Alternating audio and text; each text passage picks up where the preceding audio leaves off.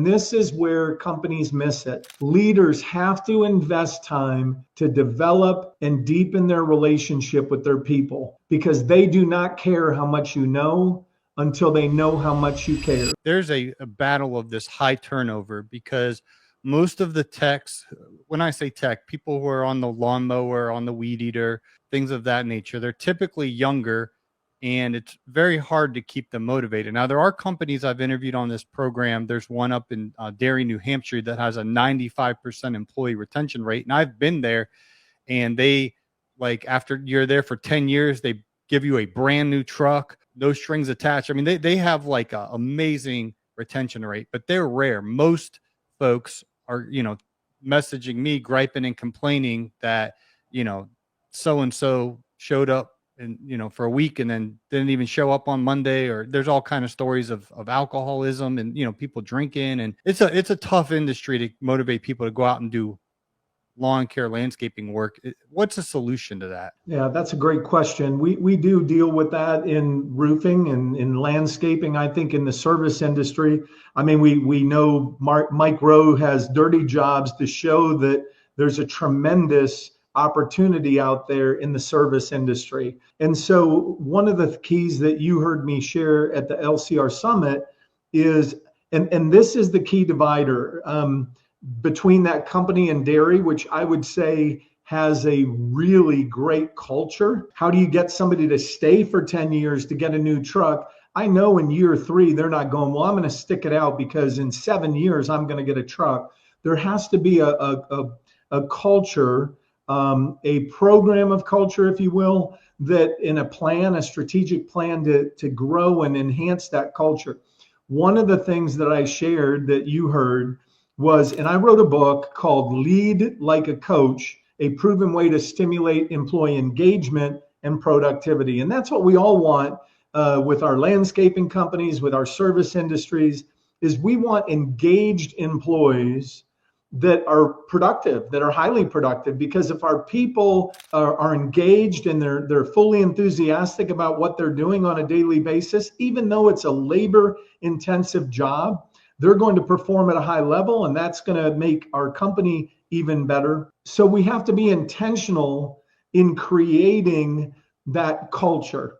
And so what we have to do, it starts with, and the word lead in the title, Lead Like a Coach, is an acronym. And the L is the look ahead. And I already shared about the importance of a leader looking ahead and saying, this is the vision I have for my company. It's important for the leader themselves to say, I need to look ahead and say, what kind of leader do I want to be for my company? But here's the one, Paul, that I shared with you all that most companies miss. What is the vision and what are the dreams of our employees? Where do they want to go in a year, in 5 years, in 10 years? And a lot of people will say, come on, Roy, it's a landscaping company. Where do they want to go? I don't know. Did you ask them? Have you had that kind of talk? Not just in the interview process, if you interviewed somebody to bring them on as an employee, but when you have relational time, as you're driving between jobs, are you talking about their family and their lives, where they've been, where they are, where they want to go?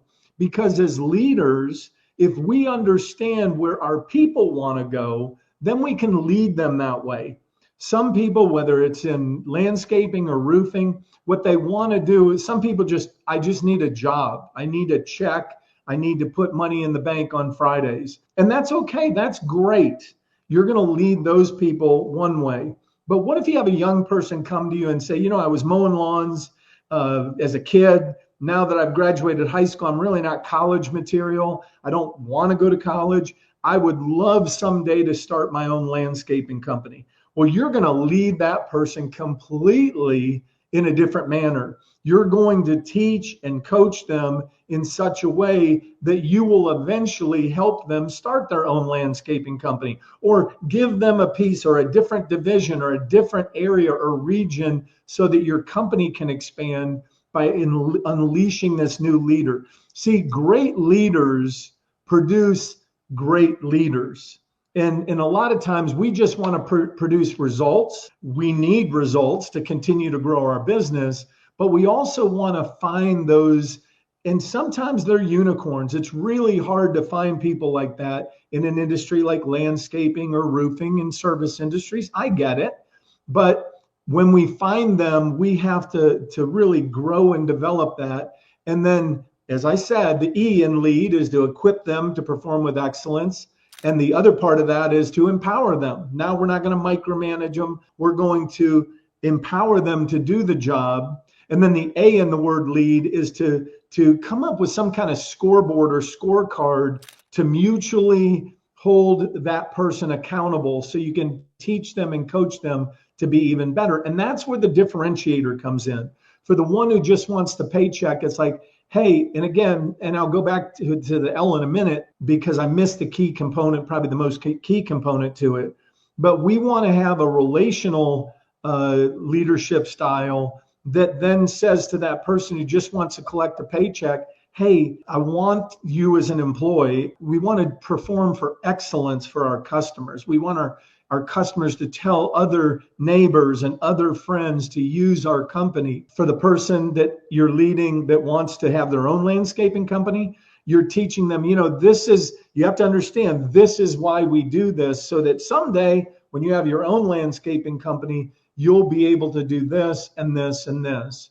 Now, the key part that I missed when I talked about the first, knowing and understanding where your people want to go, is leaders have to, and this is where companies miss it, leaders have to invest time to develop and deepen their relationship with their people, because they do not care how much you know until they know how much you care. And I know what people are saying right now. That crap is just soft skills, and that's mamby-pamby. I've got 90% or 100% of my employees are guys. They don't want to do that. Well, you just have to do it in a guy way.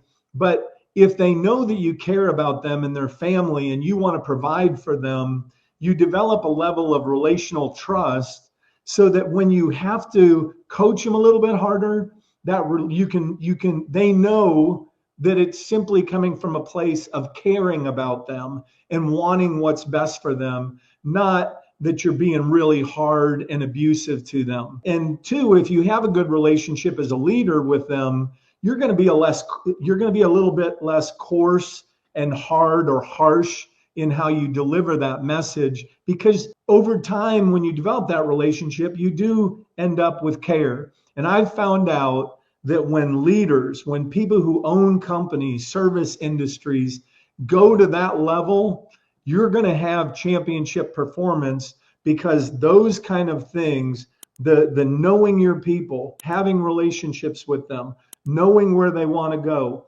equipping them and empowering them, then coaching them through some accountability, that leads to sustained excellence over an extended period of time. And what that does, Paul, is in sports, it develops a dynasty, and that's the D in the word lead.